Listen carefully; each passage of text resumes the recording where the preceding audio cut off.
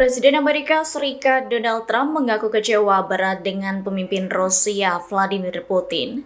Kemarahannya tak terbendung gegara Putin enggan bernegosiasi untuk mengakhiri perang dan Trump siap untuk mengirimkan rudal Patriot ke Ukraina.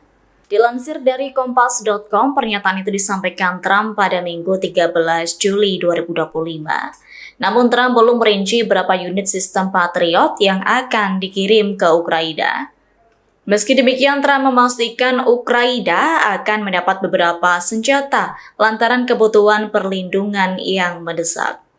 Pernyataan Trump ini muncul sepekan selesai dirinya mengonfirmasi langkah pemerintahannya akan menjual senjata ke NATO di Eropa dan akan diteruskan ke Ukraina.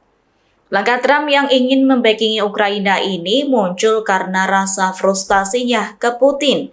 Menurut Trump, selama ini sikap Putin telah mengejutkan sejumlah pihak dengan menolak menyepakati perjanjian damai. Kendati Putin dikabarkan siap menghentikan sementara pertempuran, ia tetap menolak proposal Amerika Serikat untuk gencatan senjata tanpa syarat selama 30 hari. Atas hal itu, Trump menyebut sikap Putin selama ini terlalu kontradiktif. Download Tribun X sekarang, menghadirkan lokal menjadi Indonesia.